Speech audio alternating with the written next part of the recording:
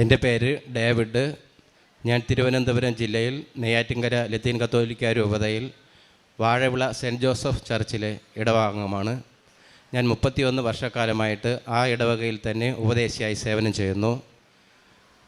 ഞാൻ ഉടമ്പടിയെക്കുറിച്ച് കേൾക്കുന്നത് 2018 ഞാൻ ലത്തീൻ കത്തോലിക്ക രൂപതയിലെ തന്നെ സ്വന്തം രൂപതയിൽ ഞങ്ങളുടെ മാനേജ്മെൻറ്റ് സ്കൂളിൽ ക്ലർക്കായിട്ട് വിരമിച്ച ആളും കൂടിയാണ്.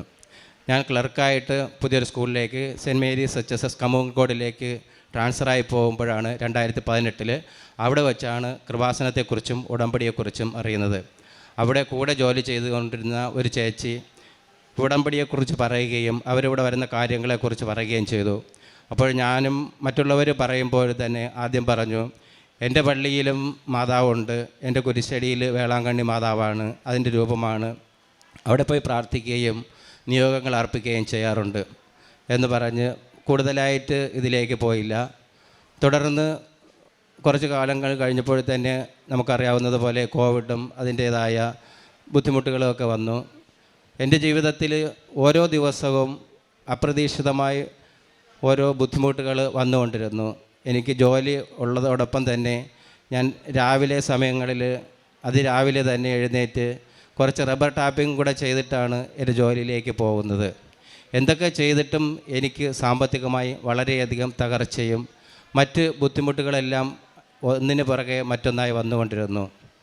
ഒരു കാരണവശാലും എനിക്ക് ജീവിതത്തിൽ ഒരു മേൽഗതി ഇല്ലാതെ വന്നപ്പോൾ കൂടെ ജോലി ചെയ്യുന്ന പലരും എൻ്റെ അവസ്ഥകൾ കണ്ട് മനസ്സിലാക്കുകയും അവർ കൂടെ ഉള്ള ടീച്ചേഴ്സ് എപ്പോഴും വന്ന് പറയും, ഒന്ന് ഉടമ്പടി എടുക്ക്, കൃപാസനത്തിൽ മാതാവ് നോക്കിക്കൊള്ളുമെന്ന്. അപ്പോഴെല്ലാം ഞാൻ സമയമായില്ല, പോകാം എന്ന് പറഞ്ഞ് ഈ പറയുമ്പോഴെല്ലാം തന്നെ എൻ്റെ ജീവിതത്തിൽ ബുദ്ധിമുട്ടുകൾ ധാരാളം വന്നുകൊണ്ടിരുന്നു. 2022 ആയപ്പോഴത്തേനും കൂടുതൽ പ്രശ്നങ്ങൾ സങ്കീർണമായി, സാമ്പത്തികമായി വളരെയധികം തകർച്ച അനുഭവപ്പെട്ടു. ഒരു ദിവസം ഞാൻ പെട്ടെന്ന് തീരുമാനമെടുത്തു, എന്ത് തന്നെയായാലും ഇവിടെ കൃപാസനത്തിൽ വരും. എനിക്കറിയില്ല കൃപാസനത്തിൽ ഏത് ബസ്സിൽ വരണമെന്ന്, ഒന്നും അറിയില്ല. കൂടെ ഉള്ളവരോട് വന്നിട്ടുള്ളവരോട് ചോദിച്ച് കൂടുതൽ കാര്യങ്ങൾ മനസ്സിലാക്കുകയും അങ്ങനെ ഇവിടെ ഞങ്ങളെത്തി. ഞാനും ഭാര്യയും 2 മക്കളുമായിട്ട് ഞങ്ങൾ ട്രെയിനിന് വന്ന് അവിടെ നിന്ന് പ്രൈവറ്റ് ബസ് കയറി കലവൂർ ഇറങ്ങി ഓട്ടോ വിളിച്ച് ഇവിടെ വന്നു. കൂടുതലായിട്ടൊന്നും അറിയില്ലെങ്കിൽ തന്നെ ഞങ്ങൾ 4 പേര് ഉടമ്പടി എടുക്കണമെന്നുള്ള ഉദ്ദേശത്തോടു കൂടിയാണ് വരുന്നത്. ഇവിടെ വന്നപ്പോൾ പറഞ്ഞു, ഒരു വീട്ടിൽ നിന്ന് ഒരാളിന് മാത്രമേ ഇപ്പോൾ ഉടമ്പടി എടുക്കാൻ കഴിയുള്ളൂ എന്ന്. ഞാൻ മറ്റുള്ള ആരെയും നിർബന്ധിച്ചില്ല, ഞാൻ തന്നെ ഉടമ്പടി എടുത്തു. ഉടമ്പടിയിൽ ഞാൻ ആദ്യം എഴുതിയത് എൻ്റെ കണ്ണ്, എൻ്റെ ചെവി, എൻ്റെ നാവ് ഇവയെല്ലാം നിയന്ത്രിച്ച് എനിക്ക് ജീവിത വിശുദ്ധിയിൽ കൂടുതൽ ദൈവത്തിന് 1ാം സ്ഥാനം നൽകി ജീവിക്കണം എന്നുള്ളതായിരുന്നു എൻ്റെ ആദ്യത്തെ നിയോഗം. ആ നിയോഗം എല്ലാം വച്ച് എല്ലാം എഴുതി ഇവിടുത്തെ നിയോഗങ്ങളെല്ലാം സമർപ്പിച്ച് മറ്റു കാര്യങ്ങളും എല്ലാം എഴുതി ഞങ്ങൾ ഇവിടെ നിന്ന് യാത്രയായി. ഒരു കെട്ട് പത്രവും വാങ്ങിക്കൊണ്ട് പോയി. അവിടെ ചെന്ന് ഞങ്ങൾ ഈ പത്രം മറ്റുള്ളവർക്ക് കൊടുത്തു. അപ്പോഴാണ് അറിയുന്നത് ഞങ്ങളെ അടുത്തും കൂടി പറയാത്തെന്ത് എന്ന് പലരും ചോദിച്ചു. അടുത്ത് പോകുമ്പോൾ പറയാമെന്ന് പറഞ്ഞു. ഇനി മറ്റു കാര്യങ്ങളിലേക്ക് ഞാൻ കിടക്കുകയാണ്. എൻ്റെ മകള് ഡിഗ്രി കഴിഞ്ഞ് PGക്ക് വേണ്ടി അഡ്മിഷന് നിൽക്കുകയായിരുന്നു. അവൾ പഠിച്ച സബ്ജക്റ്റ് എല്ലാ കോളേജിലും ഇല്ല. ബോട്ടണി ആൻഡ് ബയോടെക്നോളജിയാണ് അവൾ പഠിച്ചത്. അവൾ തിരക്കിയപ്പോഴിവിടെ അടുത്ത് പാലായിൽ സെൻറ്റ് തോമസ് എന്ന് പറയുന്ന ഒരു കോളേജിൽ അവൾ പഠിച്ച അതുമായിട്ട് തുടർന്ന് PG ചെയ്യാൻ കഴിയും എന്നവൾ മനസ്സിലാക്കി. അവൾ പറഞ്ഞു, അവിടെ നല്ല കോളേജാണ്, അവിടെ എങ്ങനെയെങ്കിലും അഡ്മിഷൻ കിട്ടിയെങ്കിൽ കൊള്ളാമായിരുന്നു എന്ന് പറഞ്ഞു. ഞാൻ ആ നിയോഗം അവൾക്ക് വേണ്ടി വയ്ക്കുകയും എല്ലാ ദിവസവും പ്രാർത്ഥിക്കുകയും അവളോട് പറഞ്ഞു, ഉറപ്പായിട്ടും നിനക്ക് അവിടെ അഡ്മിഷൻ ലഭിക്കും, നീ ധൈര്യമായിരിക്കുക എന്ന് പറഞ്ഞ് അവൾക്ക് പ്രത്യാശ നൽകി. അവൾ പറഞ്ഞു, അവൾക്ക് ഒറ്റയ്ക്ക് ഇത്രയും ദൂരെ പോയി പഠിക്കാൻ ബുദ്ധിമുട്ടാണ്. അവർ 3 കുട്ടികളാണ് ഒരുമിച്ച്, 3 ഗേൾസാണ് ഒരുമിച്ച് അവർ ഒരു കോളേജ് തിരഞ്ഞെടുക്കണമെന്നൊക്കെ വിചാരിച്ച് മുന്നോട്ട് പോയിക്കൊണ്ടിരുന്നത്. അതിൽ 2 കുട്ടികൾക്ക് ഇതേ കോളേജിൽ തന്നെ സെൻറ്റ് തോമസിൽ അഡ്മിഷൻ ലഭിക്കുകയും അവിടെ അടുത്ത് ഞങ്ങൾക്ക് ബുദ്ധിമുട്ടായി വന്നത് അവിടെ ഏതെങ്കിലും ഒരു സ്ഥലത്ത് നല്ലൊരു സ്ഥലത്ത് പേയിങ് ഗസ്റ്റായിട്ട് നിർത്തണം. അവിടെ തിരക്കി ഈ കോളേജിൻ്റെ നേരെ ഓപ്പോസിറ്റ് തന്നെ സിസ്റ്റേഴ്സ് നടത്തുന്ന ഒരു ലേഡീസ് ഹോസ്റ്റലുണ്ടായിരുന്നു. അവിടെ തന്നെ അവൾക്ക് പേയിങ് ഗസ്റ്റായിട്ട് ലഭിക്കുകയും അവളുടെ കൂടെ പഠിച്ച ആ കുട്ടിക്ക് അവളുടെ റൂംമേറ്റായിട്ട് തന്നെ അവിടെ വീണ്ടും അവൾക്കും താമസിക്കുവാനിടയായി. അങ്ങനെ അവിടുത്തെ പഠനം കഴിഞ്ഞു. പഠനം പൂർത്തിയാക്കുമ്പോൾ പ്രോജക്റ്റ് ഇതിൻ്റെ ഒരു ഭാഗമാണ്. അവർക്ക് 3 മാസം പ്രോജക്റ്റ് ചെയ്യണം. അപ്പോൾ പറഞ്ഞു, പപ്പ എവിടെയെങ്കിലുമൊക്കെ പ്രോജക്റ്റ് കിട്ടിയാൽ വളരെയധികം ബുദ്ധിമുട്ടാണ്. തിരുവനന്തപുരത്ത് എവിടെയെങ്കിലും കിട്ടിയിരുന്നെങ്കിൽ 2-3 സ്ഥലം പറഞ്ഞു, എവിടെയെങ്കിലും കിട്ടിയിരുന്നെങ്കിൽ കൊള്ളാമായിരുന്നു എന്ന് പറഞ്ഞു. ഞാൻ പറഞ്ഞു നമുക്ക് പ്രാർത്ഥിക്കാം. പലയിടത്തും നമ്മൾ ആപ്ലിക്കേഷനെല്ലാം അയച്ചു, കിട്ടിയില്ല. അവസാനം തിരുവനന്തപുരം RCCയിൽ അപേക്ഷ വെച്ചു. ദൈവത്തിൻ്റെ കാരുണ്യവും മാതാവിൻ്റെ ഇടപെടലും കൊണ്ട് അവിടെ പ്രോജക്റ്റ് വർക്ക് ചെയ്യുന്നതിന് വേണ്ടി അഡ്മിഷൻ ലഭിക്കുകയും ചെയ്തു. വീട്ടിൽ നിന്ന് പോയി വരാൻ തക്കവണ്ണം തന്നെയാണ് അവൾക്കത് ലഭിച്ചത്. പ്രോജക്റ്റ് കഴിഞ്ഞതിന് ശേഷം അവൾക്ക് വീണ്ടും ഇതിൻ്റെ ഇൻറ്റേൺഷിപ്പ് ചെയ്യേണ്ടതുണ്ട്. അപ്പോൾ പറഞ്ഞ് കേരളത്തിന് പുറത്തായിരിക്കും ഇൻറ്റേൺഷിപ്പ് ലഭിക്കുക, അത് വളരെ ബുദ്ധിമുട്ടായിരിക്കും എന്ന് പറഞ്ഞ് അന്യഭാഷ, അന്യസ്ഥലം, ആരും പരിചയമില്ല. അപ്പോഴും ഞാൻ പറഞ്ഞു നീ പ്രാർത്ഥിക്കണം. ഞാൻ അടുത്ത് ഉടമ്പടി പുതുക്കുന്ന സമയത്ത് ഇവിടെ വന്ന് ഉടമ്പടി നിയോഗത്തിൽ എഴുതുകയുണ്ടായി, ദൈവസാന്നിധ്യം നിറഞ്ഞ ഒരു സ്ഥലത്ത് ഇൻറ്റേൺഷിപ്പ് ലഭിക്കണമെന്ന്. അവളുടെ കൂടെ പ്രോജക്റ്റ് ചെയ്തുകൊണ്ടിരുന്ന ആ കുട്ടിയുടെ സഹായത്തോടു കൂടി തന്നെ, ആ പെൺകുട്ടിയുടെ സഹായത്തോടു കൂടി എറണാകുളത്തെ ഒരു പ്രമുഖ ആശുപത്രിയിൽ ഇവക്കും ഇൻറ്റേൺഷിപ്പ് തരപ്പെടുത്തി കൊടുത്തു. അതിനുശേഷം ഒരു വീട്ടിൽ പേയിങ് ഗസ്റ്റായിട്ട് റൂം ശരിയാവുകയും ഈ കൂടെ പ്രോജക്റ്റ് ചെയ്ത കുട്ടി തന്നെ അവിടെ റൂം ശരിയാക്കി. അപ്പോഴടുത്ത് പുതിയ താമസത്തിന് പോകുമ്പോൾ നമുക്ക് അപരിചിതരായ സ്ഥലം, അവിടെ പള്ളിയിൽ പോകാനോ മറ്റോ ഉണ്ടാകുന്നൊന്നും അറിയില്ല. ഈ കുട്ടി, ഞങ്ങൾ പോകുന്നത് ഒരു ഞായറാഴ്ചയാണ് അവിടേക്ക് സ്ഥലമാർ പോകുന്നത് മകളെയും കൊണ്ട്. അപ്പോൾ ഞായറാഴ്ച വൈകുന്നേരമായപ്പോൾ കൂടെയുള്ള കുട്ടി വിളിച്ചു പറഞ്ഞു, അവിടുത്തെ ആളിനെ ഒന്ന് വിളിക്കണം, ആ കുടുംബത്തിലെ മേഡത്തിനെ ഒന്ന് വിളിക്കണം, പരിചയപ്പെട്ടിട്ട് ഇവിടെ നിന്ന് യാത്ര ചെയ്യണമെന്നും. അങ്ങനെ ഞാൻ പള്ളിയിലെല്ലാം പോയതിന് ശേഷം ഉച്ചയ്ക്ക് വന്ന് ആ മേഡത്തിനെ വിളിച്ചു. അവർ ഫോൺ എടുത്തു. ഞാൻ പറഞ്ഞു, മേഡം ഇങ്ങനെ ദീപ്തിയുടെ പപ്പയാണ്, ഞങ്ങൾ അവിടെ അവളെയും കൊണ്ട് അവിടെ നാളെ രാവിലെ എത്തുമെന്ന് പറഞ്ഞു. മേഡം എന്ത് ചെയ്യുന്നു എന്ന് ചോദിച്ച്, പരിചയമില്ലാത്ത ഒരാളാണ്. അപ്പോൾ പറഞ്ഞ് എനിക്ക് 80 വയസ്സുണ്ട്. പിന്നെ ഞാൻ ചോദിച്ചു പള്ളിയെല്ലാം അടുത്തുണ്ടോ എന്ന് ചോദിച്ചു. അപ്പോൾ പറഞ്ഞ് പള്ളി അടുത്തുണ്ട്, ചിറ്റൂർ ധ്യാന കേന്ദ്രം അടുത്തുണ്ട്, വേറെയും 2-3 പള്ളി അടുത്തുണ്ടോ എന്ന് ചോദിച്ചു. ഞാൻ ചോദിച്ചു നിങ്ങൾ എന്ത് ചെയ്യുന്നു? അപ്പോൾ പറഞ്ഞ് ഞാൻ വയസ്സായ ആളാണ്, എൻ്റെ 2 മക്കൾ സിസ്റ്റേഴ്സാണ്, ഒരു മകളെ വിവാഹം കഴിച്ചയച്ചു. എനിക്ക് വലിയ സന്തോഷമായി.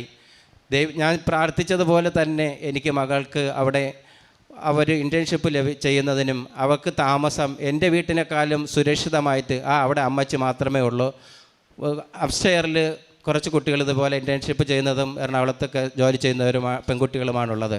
വളരെ സന്തോഷമായി, അമ്മച്ചിക്കും വളരെ സന്തോഷമായി. ഞങ്ങൾ പള്ളിയിൽ പോകുന്നവരാണെന്ന് പറഞ്ഞപ്പോൾ പിറ്റേന്ന് ഞങ്ങൾ അവിടെ എത്തി. ആ മകളെ കൊണ്ട് ഹോസ്പിറ്റലിലാക്കിയതിന് ശേഷം ഞങ്ങൾ റൂമിൽ വന്നു. റൂമിൽ വന്നപ്പോൾ അവിടെയും എന്നെ മാതാവ് അത്ഭുതപ്പെടുത്തി. മകളുടെ കൂടെ ഉള്ള കുട്ടി, ആ റൂംമേറ്റായ കുട്ടി, അവിടെ ഞാൻ കയറിയപ്പോൾ തന്നെ കണ്ടത് ജപമാലയും നമ്മുടെ ബൈബിളുമാണ്. അപ്പോഴെനിക്ക് വളരെയധികം ദൈവത്തോട് നന്ദിയും കടപ്പാടും ഒത്തിരി കൂടി. കൂടാതെ തന്നെ മകൾക്ക് എന്ത് കഴിച്ചാലും ദഹിക്കാത്ത ഒരു അസുഖമുണ്ടായിരുന്നു. വളരെ വയറ് എരിച്ചിലും, എന്ത് കഴിച്ചാലും ദഹിക്കില്ല, ഭയങ്കര ബുദ്ധിമുട്ട്. അതുകൊണ്ട് പലപ്പോഴും ഭക്ഷണങ്ങൾ കഴിക്കാൻ വളരെ ബുദ്ധിമുട്ട്. ഇവിടെ നിന്ന് അച്ഛൻ്റെ കൈവയ്പ്പ് ലഭിക്കുകയും പ്രാർത്ഥിച്ച് ഇവിടുത്തെ ഉടമ്പടി നേർച്ച വസ്തുക്കളും ഉപ്പും തേനും എല്ലാം അത് കഴിച്ചത് മൂലം അവൾക്ക് അത് മാറിക്കിട്ടി.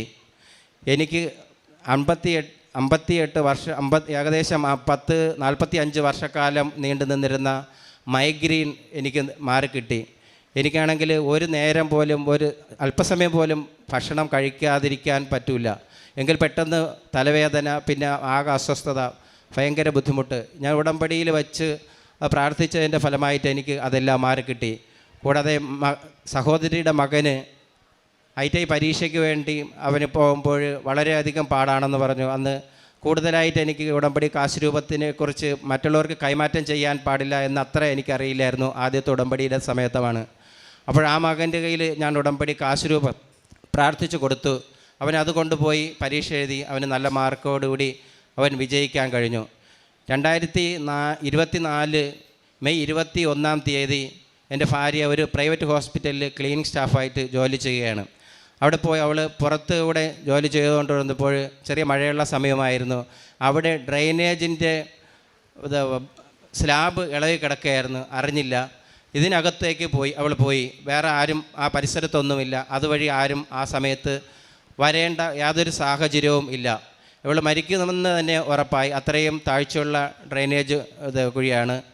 ഇവൾ പറയുന്നു എങ്ങനെയാണ് മുകളിലേക്ക് വന്നതെന്ന് അറിയില്ല. ഇവൾ അങ്ങ് താഴേക്ക് പോകാതെ മുകളിലേക്ക് വന്നു. അതുവഴി വന്ന കൂടെ ജോലി ചെയ്യുന്ന ഒരു പയ്യൻ അപ്രതീക്ഷിതമായി അതുവഴി വരികയും അവൻ പിടിച്ച് കയറ്റുകയും ചെയ്തു. അവൾ പറയുന്നത്, മാതാവാണ് പിടിച്ച് കയറ്റിയത്, അല്ലെങ്കിൽ അവിടെ കിടന്ന് മരിക്കുക തന്നെ ചെയ്യും, ആരും അറിയുകയുമില്ല എന്ന്. കൂടാതെ ഏകദേശം എനിക്ക് 58 വയസ്സ് പ്രായമുണ്ട്. എനിക്കൊരു 50 വർഷത്തിന് മുമ്പ് തന്നെ എൻ്റെ സ്വകാര്യ ഭാഗത്ത് ഒരു പരു വരികയും അത് പഴുത്ത് അപ്പോഴത് കാര്യമാക്കിയില്ല, അങ്ങ് സുഖമായി. അന്നും മറ്റുള്ളവരുടെ അടുത്ത് പറയാനുള്ള ബുദ്ധിമുട്ട് കാരണം ഞാൻ അന്നും ആശുപത്രിയിൽ പോയില്ല. 7-8 വയസ്സ് പ്രായമുള്ള സമയത്താണ്. ആരടുത്തും പറഞ്ഞില്ല. അതങ്ങനെ പഴുത്ത് വ്രണമായി. അത് എന്തോ ദൈവത്തിൻ്റെ അനുഗ്രഹം കൊണ്ട് അത് അപ്പോഴും സുഖമായി, അത് കരിഞ്ഞങ്ങ് പോയി. എന്നാൽ അതിൽ നിന്നും ഒരു പരു പോലെ, ഒരു ചവ് പോലെ ഒരു 6 മാസം 1 വർഷം കൂടുമ്പോൾ എല്ലാ വർഷവും ഇതിങ്ങനെ വന്ന് പഴുക്കുന്ന ഒരു സാഹചര്യം ഉണ്ടായിരുന്നു. അത് വീണ്ടും ഇത്രയും വർഷമായിട്ടും ഞാൻ ഒരു ഹോസ്പിറ്റലിലും പോയിട്ടില്ല. ഇപ്പോൾ കഴിഞ്ഞതിൻ്റെ മുമ്പിലത്തെ പ്രാവശ്യം ഉടമ്പടി പുതുക്കിയ സമയത്ത് ഇതുപോലെ തന്നെ വീണ്ടും അത് പഴുക്കുകയുണ്ടായി. അപ്പോൾ അത് ഇത്തിരി കൂടെ എല്ലാ വർഷത്തേക്കാളും ഇത്തിരി കൂടെ കോംപ്ലിക്കേഷനായിട്ടാണ് എനിക്ക് അനുഭവപ്പെട്ടത്. അപ്പോൾ ഞാൻ മാതാവിനോടും ഈശോയോടും പ്രാർത്ഥിച്ചു, എനിക്കിതും കൊണ്ട് ഏതൊരു ആശുപത്രിയിലും പോകാൻ പറ്റില്ല, ഞാനിത് പോകുന്നുമില്ല, എനിക്കൊരു നാണക്കേടിൻ്റെ പ്രശ്നമാണ്, അതുകൊണ്ട് ഞാൻ പോകില്ല. ഈ ഉടമ്പടി തൈലം ഉപയോഗിച്ച് തന്നെ അമ്മ ഈശോയും എനിക്ക് പൂർണ്ണ സൗഖ്യം തരണം എന്ന് പ്രാർത്ഥിച്ച് അത് ഉപയോഗിക്കുകയും ആ വിശ്വാസ പ്രമാണം ചൊല്ലുകയും ഈ തൈലം മാത്രം പുരട്ടി 2-3-4 ദിവസങ്ങൾക്ക് കൊണ്ട് തന്നെ ആ പഴുത്ത് നിന്ന ആ പരു മൊത്തമായിട്ട് കരിഞ്ഞ് പോവുകയും ഇപ്പോൾ ഒരു 8-9 മാസം കൊണ്ട് യാതൊരുവിധ പാടോ അടയാളോ ഒന്നുമില്ലാതെ ഈശോയും മാതാവും പൂർണ്ണ സൗഖ്യം നൽകി എന്നെ അനുഗ്രഹിച്ചു. ഞാൻ ഇവിടെ ഉടമ്പടി എടുക്കുമ്പോൾ ഞാൻ നേരത്തെ പറഞ്ഞു, വളരെയധികം സാമ്പത്തിക തകർച്ചയിലൂടെ പോയിക്കൊണ്ടിരിക്കുകയായിരുന്നു. മകന് വേണ്ടി പഠിക്കാൻ വേണ്ടി ചിലവാക്കിയ പൈസ അവന് ജർമ്മനിക്ക് വേണ്ടി വച്ചിരുന്നു. ആ പൈസ മൊത്തവും പോയി. അവസാനം ഒരു പൈസയും ഇല്ലാത്ത അവസ്ഥ വന്നപ്പോഴും എന്ത് ചെയ്യണമെന്ന് അറിയാതെയാണ് ഞാൻ ഇവിടെ വന്ന് ആദ്യമായിട്ട് ഉടമ്പടി എടുക്കുന്നത്. ഉടമ്പടി എടുത്തിട്ട് പോയിട്ട് എനിക്ക് ഏകദേശം 1-1.5 ആഴ്ചയ്ക്ക് മുമ്പ് തന്നെ സഹോദരിയുടെ വീട്ടിൽ നിന്ന് ഒരു 4 ലക്ഷം രൂപ ആദ്യം ലഭിക്കുകയുണ്ടായി. പിന്നെ പൈസ ആരൊക്കെ തരുന്നതെന്ന് എനിക്കറിയില്ല. എൻ്റെ അപ്പോഴുള്ള എല്ലാ ബുദ്ധിമുട്ടുകളും, എനിക്ക് സാമ്പത്തിക പ്രതിസന്ധികൾ പെട്ടെന്ന് തന്നെ മാറിക്കിട്ടി. എനിക്കിപ്പോഴും പെൻഷനാണെങ്കിൽ തന്നെയും എനിക്ക് വലിയധികം സാമ്പത്തിക പരാധീനതകളില്ല. വീട്ടിൽ പ്രയാസങ്ങളും പ്രശ്നങ്ങളും ഒക്കെ ഉണ്ട്. എങ്കിൽ തന്നെയും എന്തെങ്കിലുമൊക്കെ കാരണം കൊണ്ട് ആരടുത്ത് ചോദിച്ചാലും എനിക്ക് ആവശ്യത്തിലധികം പൈസ പ്രതീക്ഷിക്കാത്ത സ്ഥലത്ത് നിന്ന് വരും. ഇപ്പോഴും റബ്ബറിൻ്റെ സ്ലോട്ടർ എടുത്ത് വെട്ടുന്ന ഒരു ബിസിനസ്സാണ് എനിക്കുള്ളത്. കൂടെ 1-2 പേര് സഹായിക്കാനുണ്ട്. എന്തെങ്കിലും എത്ര തന്നെ പൈസ ഇല്ലാതെ ഇരിക്കുന്ന അവസരത്തിലും ആര് വഴിയായാലും എനിക്ക് ആവശ്യമുള്ള പൈസ, ചിലപ്പോൾ എന്തിനെങ്കിലും അഡ്വാൻസ് കൊടുക്കുമ്പോൾ, ഏതെങ്കിലും പുതിയ തോട്ടത്തിന് അഡ്വാൻസ് കൊടുക്കുമ്പോൾ 1 രൂപ പോലും കയ്യിൽ ഇല്ലാതെ അഡ്വാൻസ് കൊടുത്താലും ആ പറയുന്ന എഗ്രിമെൻറ്റ് ദിവസത്തിനകത്ത് തന്നെ എനിക്ക് ആ പൈസ, എത്ര തവണ പൈസ, അതിൽ അധികമായി എനിക്ക് ഒരു 5000 രൂപയെങ്കിലും എൻ്റെ കയ്യിൽ വരത്തക്ക തരത്തിലുള്ള സാമ്പത്തിക തകർച്ചയിൽ നിന്നും എൻ്റെ സാമ്പത്തിക പുരോഗതിയിലേക്ക് മാതാവും ഈശോയും കൈപിടിച്ച് നടത്തുന്നുണ്ട്. കാരുണ്യ പ്രവർത്തികൾ ഞാൻ ഇവിടെ ഇടയ്ക്കിടയ്ക്ക് വരാറുണ്ട്. ഞാൻ വരുമ്പോഴൊക്കെ തന്നെ പത്രം വാങ്ങിക്കൊടുക്കാറുണ്ട്. ആദ്യം വന്ന ഒരു പ്രാവശ്യം മാത്രമേ എൻ്റെ വീട്ടിൻ്റെ ഭാഗത്ത് പത്രം വിതരണം ചെയ്തിട്ടുള്ളൂ. എൻ്റെ ഭാഗത്ത് നിന്ന് ധാരാളം ആളുകൾ വരുന്നുണ്ട്. അതുകൊണ്ട് അവിടെ ഞാൻ പത്രം കൊടുക്കില്ല. ആശുപത്രിയിലും മറ്റു ഓട്ടോക്കാർക്കും പുതിയ സ്ഥലങ്ങളിലായിരിക്കും ഞാൻ പത്രം കൊടുക്കുന്നത്. പത്രം കൊടുക്കുമ്പോൾ പരിശുദ്ധ അമ്മയെക്കുറിച്ചും കൃപാസനത്തെക്കുറിച്ചും ഉടമ്പടിയെക്കുറിച്ചുമൊക്കെ എനിക്കറിയാവുന്ന തരത്തിൽ ഞാൻ അവർക്ക് പറഞ്ഞ് മനസ്സിലാക്കിയാണ് കൊടുക്കുന്നത്. പിന്നെ വൃദ്ധസദനങ്ങളിൽ പോകാറുണ്ട്. അവിടെയുള്ള അന്തേവാസികളുമായിട്ട് സംസാരിച്ചിരിക്കുകയും പറ്റുന്ന തരത്തിൽ എന്നെക്കൊണ്ട് സഹായങ്ങൾ ചെയ്യുകയും അവർക്ക് ഭക്ഷണ സാധനങ്ങൾ വാങ്ങിക്കൊണ്ട് കൊടുക്കുകയും ഒരു പ്രാവശ്യം ഒരു ഞായറാഴ്ച ഞങ്ങളും കൂടെ ഉള്ള 1-2 പേരുടെയും സഹായത്തോടു കൂടി വീട്ടിൽ വെച്ച് ഭക്ഷണം പാകം ചെയ്ത് കൊണ്ട് കൊടുക്കുകയുണ്ടായി. അല്ലാതെ പലപ്പോഴും വൃദ്ധസദനങ്ങളിലൊക്കെ സദനങ്ങളും ആശുപത്രികളൊക്കെ സന്ദർശിക്കുകയും എന്നാൽ കഴിയുന്ന സഹായം മറ്റു രോഗികൾക്ക് ചെയ്യുകയും ചെയ്യാറുണ്ട്. ഇവിടെ ഞാൻ വന്ന് പിറ്റേ പ്രാവശ്യം മുതൽ ധാരാളം ആളുകളെ എൻ്റെ കൂടെ പുതിയതായിട്ട് കൊണ്ടുവരാറുണ്ട്. ഇപ്പോൾ എല്ലാ 3 മാസത്തിലൊരിക്കലും ഏകദേശം 100-110 ആൾ വച്ച് 2 വലിയ ബസ് നിറച്ച് ഞാനിവിടെ ആളുകളെ കൊണ്ടുവരാറുണ്ട്. അതിൽ നിന്നും കഴിഞ്ഞ ഫെബ്രുവരി 15-നും മാർച്ച് 1-നും ഓരോ 55 പേര് വീതം വന്ന് ഒരു പ്രാവശ്യമായിട്ട് രണ്ടുപേരെയും കൊണ്ടുവരാൻ പറ്റാത്തതുകൊണ്ട് 2 വലിയ ബസ്സും കുറച്ച് ആളുകളല്ലാതെ കാറിലുമായിട്ട് വന്നിട്ടുണ്ട്. ഇന്നും എൻ്റെ കൂടെ എൻ്റെ കാറിൽ 4 പേര് കൂടെ ഉണ്ട്. ഞങ്ങൾ മൊത്തം 5 പേരാണ് വന്നത്. അതിൽ ഈ കൊണ്ടുവരുമ്പോൾ കൂടെ വരുന്നവരിൽ നിന്നും ബസ്സിന് പൈസ വാങ്ങുമ്പോൾ എന്തെങ്കിലും തുച്ഛമായ പൈസ ബാക്കിയുണ്ടെങ്കിൽ എൻ്റെ വീട്ടിൽ നിന്ന് 4 പേര് വന്ന ദിവസങ്ങളുണ്ട്. 4 പേർക്കും എത്ര രൂപയാണ് മറ്റുള്ളവർക്ക് വാങ്ങുന്നത് അതേ രൂപ ഇടുകയും മിച്ചമുള്ള പൈസ അതിൽ നിന്ന് ഒരു ചായക്കുള്ള പൈസ പോലും എടുക്കാതെ അത് കാരുണ്യ പ്രവർത്തികൾക്ക്, ഏതെങ്കിലും രോഗികൾക്കോ അല്ലെങ്കിൽ അനാഥാലയത്തിലോ അങ്ങനെയുള്ള പല ശുശ്രൂഷകൾക്കുമാണ് ഇത് വിനിയോഗിക്കാറുള്ളത്. അത് ചെയ്യുമ്പോൾ പലപ്പോഴും ഇടവകയിൽ നിന്ന് തന്നെ വിമർശനം ഉണ്ടായിട്ടുണ്ട്. ഞാൻ വൈദികൻ്റെ അടുത്തും വിഷമം പറഞ്ഞു. ഇതിൽ നിന്ന് ഞാൻ വളരെയധികം സമ്പാദിക്കുന്നുവെന്ന് ചിലർ പറഞ്ഞു വരുത്തുന്നു. അത് ഞാൻ അച്ഛനെ ബോധ്യപ്പെടുത്തി. അച്ഛൻ പറഞ്ഞു, ഉപദേശി അതുകൊണ്ടൊന്നും അത് പിന്തിരിയേണ്ട, ഉപദേശി ചെയ്തുകൊണ്ടിരിക്കുന്ന കാര്യങ്ങൾ ഉപദേശി ചെയ്യും, മറ്റുള്ളവർക്ക് അറിയാം, അതുകൊണ്ടാണ് ഉപദേശിയോടൊപ്പം ആളുകൾ വരാൻ തയ്യാറാകുന്നതെന്ന് പറഞ്ഞു. ഇത്രയും എല്ലാം അനുഗ്രഹം തന്ന, പിന്നെ കൂടുതലായിട്ട് ബൈബിൾ വായിക്കുകയും സങ്കീർത്തനം, എനിക്ക് എത്ര തന്നെ തിരക്കുണ്ടെങ്കിലും എത്ര നേരത്തെ ഇറങ്ങിയാലും 91 സങ്കീർത്തനം വായിക്കുകയും വിശുദ്ധ ലൂക്കായുടെ സുവിശേഷം 10 17 മുതൽ 20 വരെയുള്ള വാക്യങ്ങൾ വായിക്കുകയും വൈകുന്നേരം 41 സങ്കീർത്തനം വായിക്കുകയും എത്ര താമസിച്ചാലും എത്ര നേരത്തെ ആയാലും ഉടമ്പടി പ്രാർത്ഥനയും പ്രത്യക്ഷീകരണ പ്രാർത്ഥനയും എല്ലാം ചൊല്ലാതെ ഒരു ദിവസവും ഞാൻ ഉടമ്പടി എടുത്തതിന് ശേഷം ഇന്നുവരെയും ഉറങ്ങിയിട്ടില്ല.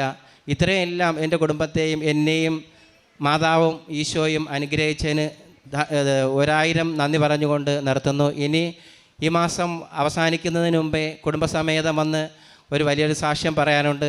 സിസ്റ്ററിനത് വാക്ക് കൊടുത്തിട്ടാണ് പോകുന്നത്. അതിനുവേണ്ടി ആ സാക്ഷ്യം എത്രയും വേഗം പറയുന്നതിന് വേണ്ടി എല്ലാവരും എനിക്ക് വേണ്ടി, എൻ്റെ കുടുംബത്തിന് വേണ്ടിയും മക്കൾക്ക് വേണ്ടിയും പ്രാർത്ഥിക്കണമെന്നുള്ള അപേക്ഷയോടുകൂടി നിർത്തുന്നു. നന്ദി. സങ്കീർത്തനം 91:14 തിരുവചനം അരുളി ചെയ്യുന്നു, അവൻ സ്നേഹത്തിൽ എന്നോട് ഒട്ടി നിൽക്കുന്നതിനാൽ ഞാൻ അവനെ രക്ഷിക്കും. അവൻ എൻ്റെ നാമം അറിയുന്നത് കൊണ്ട് ഞാൻ അവനെ സംരക്ഷിക്കും. എന്നെ വിളിച്ചപേക്ഷിക്കുമ്പോൾ ഞാൻ അവന് ഉത്തരമരുളും. അവൻ്റെ കഷ്ടതയിൽ ഞാൻ അവനോട് ചേർന്ന് നിൽക്കും. ഡേവിഡ് എന്ന ഈ മകൻ തൻ്റെ ജീവിതത്തെ, അതായത് താനിവിടെ വരുന്നത് തന്നെ ഒത്തിരി താല്പര്യത്തോടെ അല്ല. ആദ്യമേ പലരും പറഞ്ഞിട്ട് അതിലൊന്നും ഒരു താല്പര്യം തോന്നിയില്ല. അതൊക്കെ ഈ മകൻ തന്നെ ഇവിടെ പങ്കുവെച്ചു. എല്ലായിടത്തും മാതാവൊക്കെ ഉള്ളതല്ലേ? അങ്ങനെയുള്ള ചോദ്യങ്ങളുമായിട്ട് മുമ്പോട്ട് പോയ മകൻ തൻ്റെ സാമ്പത്തിക തകർച്ചയുമായി ബന്ധപ്പെട്ട് ഇവിടെ വരുന്നതും ഇവിടെ വന്ന് തൻ്റെ പഞ്ചേന്ദ്രിയങ്ങളെ നിയന്ത്രിക്കുവാനും വിശുദ്ധീകരിക്കുവാനുമാണ് നിയോഗം വയ്ക്കുക.